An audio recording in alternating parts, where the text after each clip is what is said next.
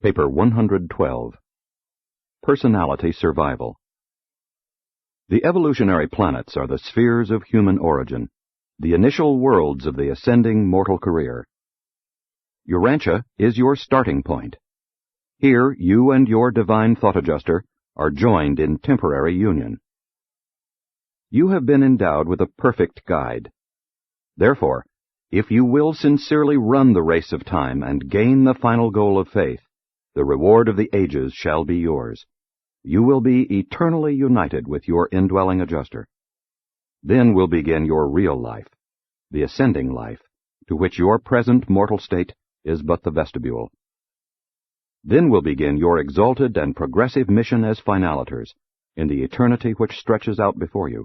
And throughout all of these successive ages and stages of evolutionary growth, there is one part of you that remains absolutely unaltered, and that is personality, permanence in the presence of change. 3. The phenomenon of death. Urantians generally recognize only one kind of death, the physical cessation of life energies. But concerning personality survival, there are really three kinds. 1. Spiritual, soul death. If and when mortal man has finally rejected survival, when he has been pronounced spiritually insolvent, morontially bankrupt, in the conjoint opinion of the adjuster and the surviving seraphim, when such coordinate advice has been recorded on Uversa, and after the censors and their reflective associates have verified these findings, thereupon do the rulers of Orvonton order the immediate release of the indwelling monitor. But this release of the adjuster in no way affects the duties of the personal or group seraphim concerned with that adjuster-abandoned individual. This kind of death is final in its significance, irrespective of the temporary continuation of the living energies of the physical and mind mechanisms. From the cosmic standpoint, the mortal is already dead. The continuing life merely indicates the persistence of the material momentum of cosmic energies. 2. Intellectual, mind death. When the vital circuits of higher adjutant ministry are disrupted through the aberrations of intellect or because of the partial destruction of the mechanism of the brain, and if these conditions pass a certain critical point of irreparability, the indwelling adjuster is immediately released to depart for Divinington. On the universe records, a mortal personality is considered to have met with death whenever the essential mind circuits of human will action have been destroyed. And again, this is death, irrespective of the continuing function of the living mechanism of the physical body. The body, minus the volitional mind, is no longer human. But according to the prior choosing of the human will, the soul of such an individual may survive. 3.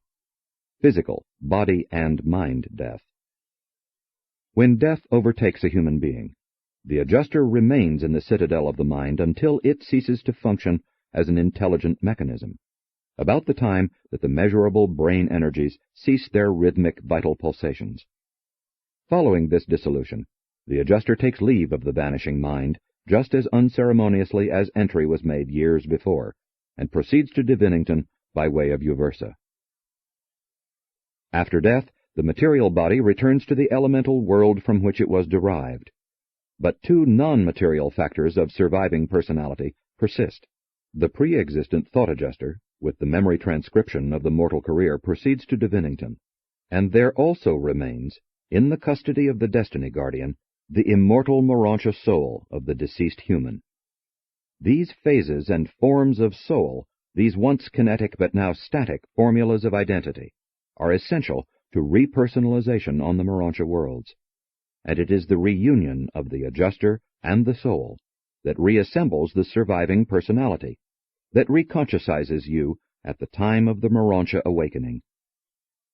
For those who do not have personal seraphic guardians, the group custodians faithfully and efficiently perform the same service of identity safekeeping and personality resurrection. The seraphim are indispensable to the reassembly of personality. Upon death, the thought adjuster temporarily loses personality, but not identity. The human subject temporarily loses identity, but not personality. On the mansion worlds, both reunite in eternal manifestation. Never does a departed thought adjuster return to earth as the being of former indwelling. Never is personality manifested without the human will. And never does a disadjusted human being after death manifest active identity or in any manner establish communication with the living beings of earth. Such disadjusted souls are wholly and absolutely unconscious during the long or short sleep of death. There can be no exhibition of any sort of personality or ability to engage in communications with other personalities until after completion of survival. Those who go to the mansion worlds are not permitted to send messages back to their loved ones. It is the policy throughout the universes to forbid such communication during the period of a current dispensation. 4. Adjusters after death. When death of a material, intellectual, or spiritual nature occurs, the adjuster bids farewell to the mortal host and departs for Divinington.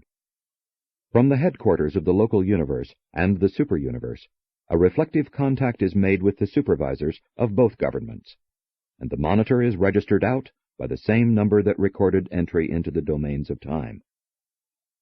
In some way not fully understood, the universal censors are able to gain possession of an epitome of the human life, as it is embodied in the adjuster's duplicate transcription of the spiritual values and Morontia meanings of the indwelt mind.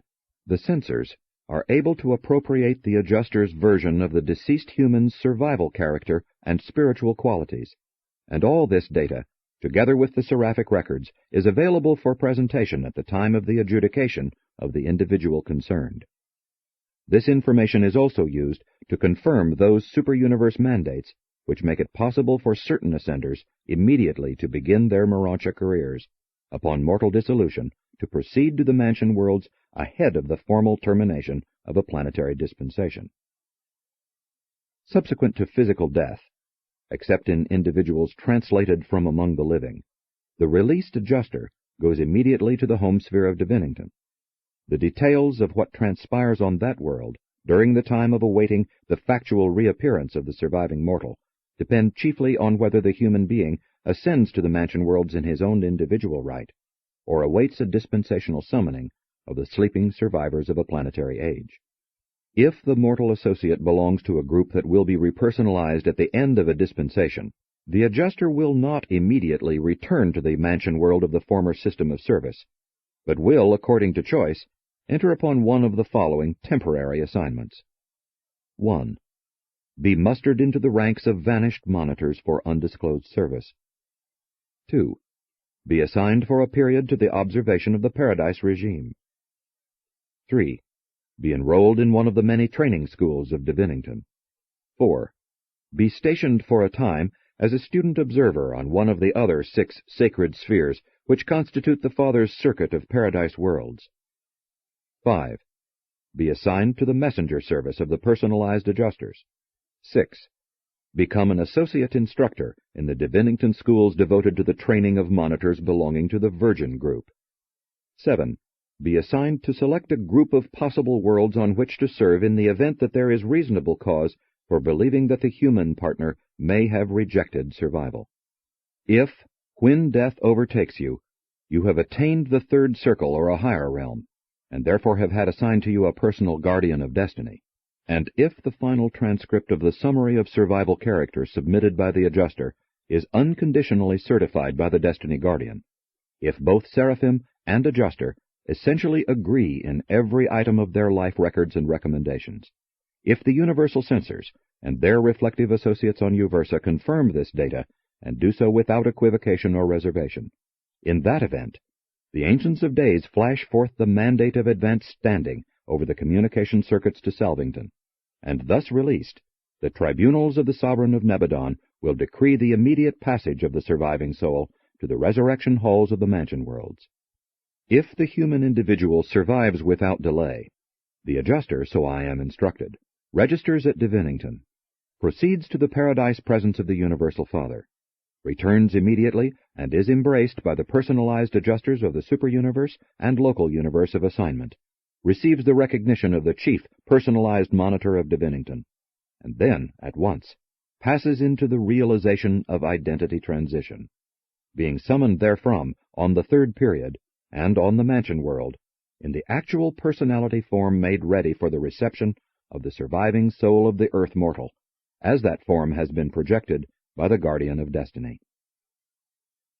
5. Survival of the human self. Selfhood is a cosmic reality, whether material, morontial, or spiritual. The actuality of the personal is the bestowal of the Universal Father acting in and of himself, or through his manifold universe agencies. To say that a being is personal is to recognize the relative individuation of such a being within the cosmic organism. The living cosmos is an all but infinitely integrated aggregation of real units, all of which are relatively subject to the destiny of the whole. But those that are personal have been endowed with the actual choice of destiny acceptance or of destiny rejection. That which comes from the Father is like the Father eternal, and this is just as true of personality, which God gives by his own free will choice, as it is of the divine thought adjuster, an actual fragment of God. Man's personality is eternal, but with regard to identity, a conditioned eternal reality. Having appeared in response to the Father's will, personality will attain deity destiny, but man must choose whether or not he will be present at the attainment of such destiny. In default of such choice, personality attains experiential deity directly, becoming a part of the Supreme Being.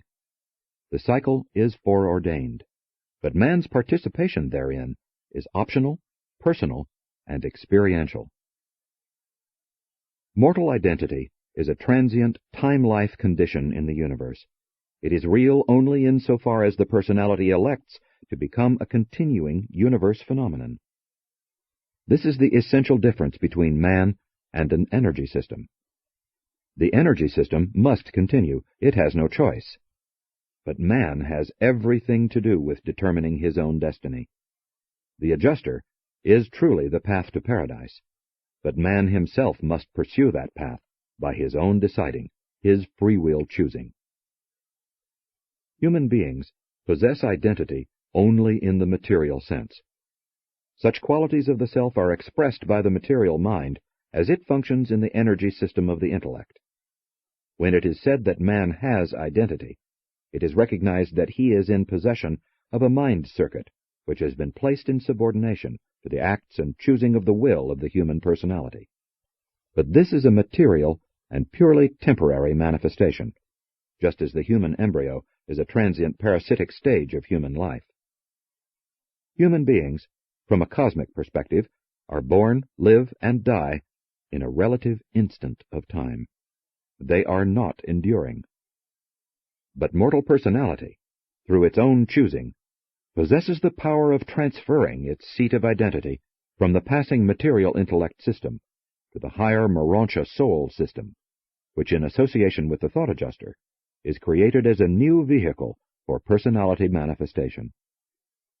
And it is this very power of choice, the universe insignia of free will creaturehood, that constitutes man's greatest opportunity and his supreme cosmic responsibility. Upon the integrity of the human volition depends the eternal destiny of the future finaliter.